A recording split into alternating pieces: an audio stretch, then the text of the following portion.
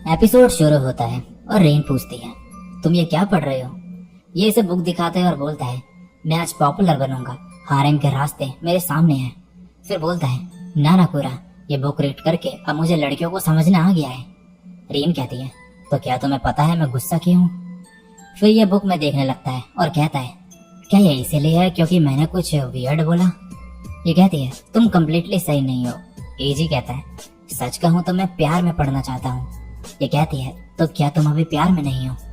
ये कहता है, पता नहीं, ये सब हमारे डेली के मजाक से शुरू हुआ, लेकिन तुम एक्टिंग को लेकर सीरियस थी, इस वजह से मैं कभी कभी ये सोचता हूँ कि मुझे किसे चूज करना चाहिए। रेन इसकी तरफ स्माइल करती है तो ये बोलता है, लगता है मुझे इस स्माइल के पीछे का रीजन पता है। और बुक में पढ़ के बोलता है, मैंने तुम्हारी एक्टिंग की तारीफ की, इसीलिए तुम स्माइल कर रही हो ना? रेन मना करती है और हंसती है। नेक्स्ट सीन में ये लड़की ने रेन को प्रेसिडेंट के रोल के लिए रेडी किया होता है। ये इसे थैंक यू कहती है और फिर एजी के पास जाती है। एजी इसे देखकर बोलता है, तुम्हारा ऑरा अब बिल्कुल डिफरेंट लग रहा है। ये बोलती है, इससे मेरे लिए स्टूडेंट काउंसिल प्रेसिडेंट का रोल निभाना आसान हो जाएगा। ये बोलता है, मुझे स्टूडेंट काउंसिल प्रेसिडेंट के प्यार में पढ़ना अच्छा लगेगा। प्रेसिडेंट के क्लोज आने के लिए पहले मुझे स्टूडेंट काउंसिल ज्वाइन करना पड़ेगा। रेन एक्टिंग करते हुए बोलती है, क्या तुम्हें लगता है कि तुम ऐसे मोटिव के साथ स्टूडेंट काउंसिल में काम कर पाओगे? एजी सॉरी बोलता है तो ये कहती है, तुमने इतनी आसानी से सरेंडर कर दिया, ऐसे तो कुछ स्टार्ट ही नहीं होगा। ये कहता है, मैं वैसे भी ऐसा स्टूडेंट हूँ जिसे स्टूडेंट काउंसिल से लात मार कर भगा दे। रेन इसी तरफ हाथ बढ़ाते हुए कहती है, स्टूडेंट काउंसिल से होने के नाते मैं तुम्हारा वेलकम करना चाहती हूँ। ये इसका हाथ पकड़ता है और बोलता है, प्रेसिडेंट तुम्हारे हाथ बहुत सॉफ्ट है। रेन कहती है, सेनपाई तुम अचानक से ऐसी बातें नहीं कर सकते। एजी पूछता है, तुम प्रेसिडेंट होने के नाते क्या करना चाहती हो? रेन कहती है, मैं ऐसा क्लास सिस्टम क्रिएट करना चाहती हूँ जहाँ पर सारे ग्रेड्स के लोग ज्वाइन कर सकते हो। इससे स्टूडेंट क्लब एक्टिविटी ना होने पर भी इंटरेक्ट कर पाएंगे। एजी कहता है, वाह, ये सच में कुछ ऐसा है जो एक प्रेसिडेंट प्रपोज करती। फिर ये बोलता है, तुम्हारे ट्रू मोटिव क्या है? ये घबरा जाती है और बोलती है, अगर हम हाइपोथेटिकली सोचें तो तुम अपने फेवरेट अपर क्लासमैन के साथ टाइम स्पेंड कर पाओगे। ये बोलता है, स्टूडेंट काउंसिल प्रेसिडेंट ऐसे सेक्सुअल रिलेशनशिप को बढ़ावा नहीं दे सकता है। सीन शिफ्ट होता है, एजी ने प्रेसिडेंट की ड्राइंग बनाई होती है। रेन इसकी तारीफ करती है तो ये बोलता है, क्या मैं तुम्हारा फेस भी ड्रॉ करूं? फिर ये कूल गर्ल और लिटिल डेविल की ड्राइंग बनाता है। ये बोलती है, ये सब क्या है, क्या मैं सच में ऐसी लगती हूँ? एजी फिर इसकी एक और ड्राइंग बनाता है। ये बोलती है, ये बहुत क्यूट है। एजी कहता है, हाँ तुम क्यूट हो। ये कहती है, मेरा मतलब था कि ड्राइंग क्यूट है। ये कहता है, तुम्हें इतना मॉडेस्ट बनने की जरूरत नहीं है। रेन एम्बैरेस होकर बोलती है, तुम गलत समझ रही हो। नेक्स्ट सीन में एजी इसे बोलता है कि ये अपने फ्रेंड के साथ अलग तरीके से बात करती है। ये बोलती है, मैं अपने फ्रेंड के साथ फॉर्मली नहीं बोलती, तो शायद इसीलिए उनके साथ अलग मूड होता है। ये बोलता है, क्या तुम मेरे साथ भी कैजुअली बोल सकती हो? रेन हाँ बोलती है।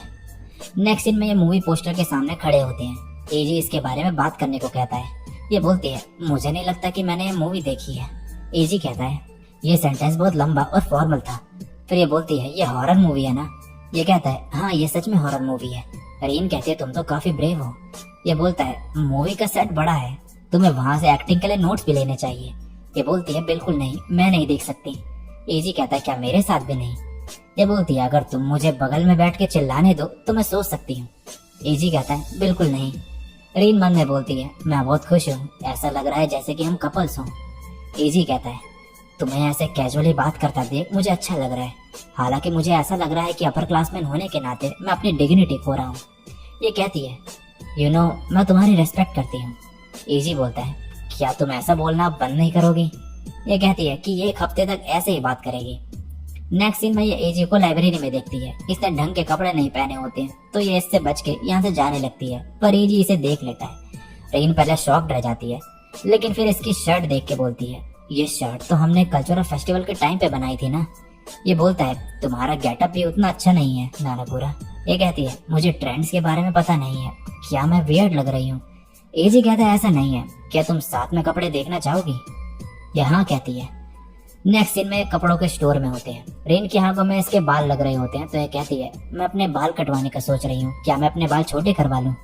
एजी बोलता है, इस बारे में तो सोचना पड़ेगा। फिर ये सोचने लगता है कि रेन हर कैरेक्टर के हिसाब से छोटे बालों में कैसी लगेगी, लेकिन फिर ये जब स्पॉइल्ड गर्ल के बारे में सोचता है तो चिल्लाने लगता है और कहता है, बाल छोटे करना बहुत ही भारी पड़ेगा।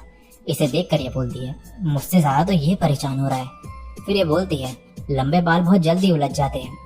एजी इसके बाल टच करके देखता है और फिर इसके सर पे भी हाथ रखता है। ये बोलता है, यहाँ का हेयर टेक्सचर टिप से काफी अलग है। रीन ब्लश करने लगती है और बालों से मुंह छुपा लेती है और कहती है कि अब बाल नहीं काटेगी। सीन शिफ्ट होता है। एक्टिंग क्लब में कुछ क्लब जूनियर्स आए होते हैं तो एजी रीन से कहता है, सीनियर होने के नाते तुम्हें इन लोगों को गाइड करना चाहिए। अगर तुम रिलायबल नहीं होगी तो कोई भी तुमसे एडवाइस नहीं लेगा।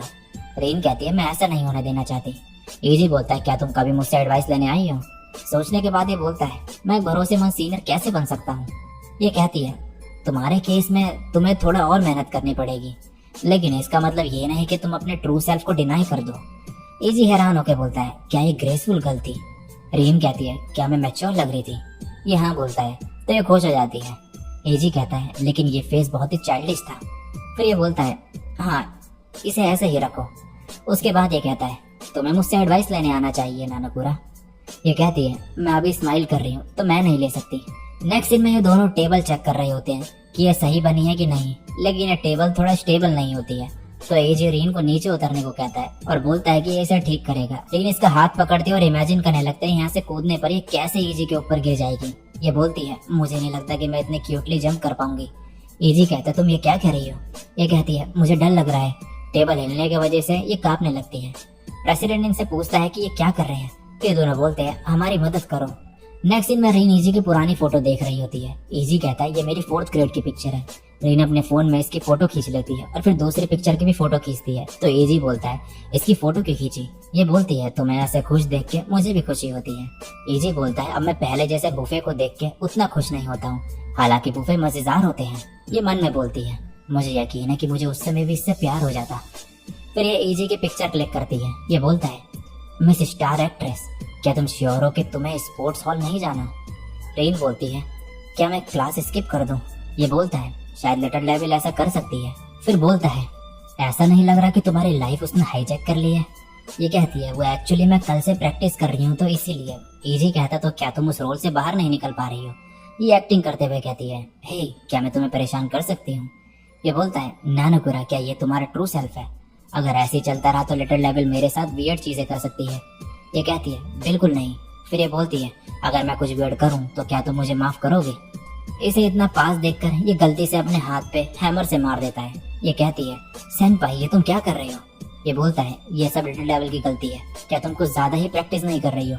इतना कि तुम अपने रोल से बाहर ही नहीं निकल पा रही हो। रीन इससे माफी मांगती है और बोलती है, शायद मैं कुछ और रोल ट्राई करूं तो काम बन सकता है। फिर कहती है, मुझे ये क्लब ही छोड़ देना चाहिए। तभी ये इसका हाथ पकड़ता है। यहाँ ये दोनों आते हैं और रीन को प्रैक्टिस करने के लिए ढूंढ रहे होते हैं, लेकिन इस रूम में कोई भी नहीं होता तो ये यहाँ से चले जाते हैं। दूसरी तरफ ये दोनों यहाँ पर छुपे हुए होते हैं। एजी कहता है, जैसे कि लिटिल डेविल ने कहा, तुम्हें आज रेस्ट करना चाहिए और मैं भी इस थंब के साथ काम नहीं कर पाऊंगा, तो दोनों ही आज प्रैक्टिस स्किप कर लेते हैं। रीन ये सुनकर खुश हो जाती है। नेक्स्ट सीन में रीन बोलती है, क्या ये तुम्हारी स्कूल जैकेट है? ये बोलते हैं, हाँ, इसे यहाँ कॉस्ट्यूम के लिए यूज किया गया था, मुझे ये आज ही वापस मिली है। फिर ये इससे पूछती है कि क्या तुमने ग्रेजुएशन सेरेमनी में अपने क्रश को अपना सेकंड बटन दिया था? ये बोलता है, क्या लोग ऐसा भी करते हैं? ये मन में बोलती है, तुमसे यही उम्मीद थी। एजी अपना बटन निकाल के इसे देता है और बोलता है, मैं आज ग्रेजुएट करने वाला हूँ, इसीलिए मैं तुम्हें देना चाहता हूँ। फिर ये बोलता है, ये कैसा था? रीन बोलती है, क्या ये तुम दोबारा कर सकते हो? ये कहता है, मैंने पूरे दिल से एक्टिंग की थी। ये कहती है, प्लीज एक बार और कर दो। ये फिर दोबारा एक्टिंग करता है और रीन खुश हो रही होती है। नेक्स्ट सीन में एजी बोलता है, आज कोई लव लेटर नहीं है। ठीक है, आज मैं किसी को दुखी नहीं करूंगा। रीन बोलती है, क्या तुम हर सुबह ऐसी स्किट प्ले करते हो? ये कहता है, मुझे हर बार अपनी एक्टिंग स्किल्स को इम्प्रूव करना होगा। ये कहती है, लेकिन तुम एक स्टेज हैंड हो। अगले दिन एजी को लव लेटर्स मिले होते हैं। एजी शॉक्ड होता है क्योंकि इसे पहली बार लव लेटर्स मिले होते हैं। लेटर पर लिटिल डेविल और सुंदर गर्ल का नाम लिखा होता है। डेविल गर्ल के लेटर में लिखा होता है, आई विश कि तुम्हारे शू बॉक्स में कभी भी कोई लव लेटर ना हो। ये बोलता है, क्या इसका मतलब है कि वो चाहती है कि उसके अलावा मुझे कोई भी लव लेटर ना दे? रीन एक्टिंग करते हुए कहती है, क्या मुझे ये सब तुम्हें सामने में बताना पड़ेगा? ये हैरान हो जाता है। फिर ये दूसरा लेटर पढ़ता है। इसमें लिखा होता है, तुम्हें देखकर लग रहा था कि तुम्हें लव लेटर चाहिए, इसीलिए मैंने ये लिखा है, तो कुछ उल्टा मत सोचना। रीन कहती है, बेहतर होगा कि तुम मुझे इसका प्रॉपर रिप्लाई दो। ये कहता है, ठीक है, मैं इतने लेटर लिखूंगा कि शहर के सारे लेटर पेपर खत्म हो जाएंगे। एजी बोलता है कि ये इन्हें संभाल कर रखेगा। तभी इसके हाथ से एक पेपर गिरता है। ये इसे उठा के पढ़ने लगता है। इसमें लिखा होता है, ऐसे लेटर लिखना बहुत ही एम्बैरेसिंग है। मैंने जो तुम्हारे साथ समय बिताया है वो हमेशा से मजेदार रहा है। तभी रीन इससे ये लेटर छीन लेती है। ये कहता है, मुझे आगे पढ़ने दो। ये कहती है, मैं ये लेटर इसमें नहीं रखने वाली थी, ये बहुत एम्बैरेसिंग है तो तुम इसे नहीं पढ़ सकते, प्लीज इसके बारे में भूल जाओ। नेक्स्ट सीन में रीन बोलती है कि इसने आज अपने फ्रेंड के लव प्रॉब्लम सॉल्व की है। एजी बोलता है आखिरकार तुम्हारे अंदर 5 रोमांस मास्टर जो हैं। फिर ये बोलता है रोमांस की बात आए तो इसमें मैं बहुत पीछे हूँ। ये कहती है तुम्हें रोमांस में सच में इंटरेस्ट नहीं है ना। ये कहता है अगर रोमांस मास्टर कह रही है तो ऐसा हो सकता है। फिर ये एकदम से चिल्ला के बोलता है मैं कब से इंतजार कर रहा हूँ, मुझे भी लव फील करना है। रीन कहती है मुझे नहीं लगता अगर तुम्हारी क्रश भी होगी तो तुम ऐसा फील कर पाओगे। ये कहता है रोमांस मास्टर कह रही है तो सही ही होगा। ये मन में बोलती है ये तो सब कुछ सीरियस ले रहा है। फिर ये बोलती है रोमांस मास्टर को ये भी लगता है कि तुम्हें यंग गर्ल सूट करेगी। ये कहता है रोमांस मास्टर सही कह रही होगी। फिर ये कहता है क्या तुम चाहती हो कि मैं छोटी लड़कियों से प्यार करूं? रीन कहती है मेरा मतलब उतनी छोटी लड़कियों से नहीं था। और इसी के साथ ये एपिसोड यहीं पे एंड हो जाता है।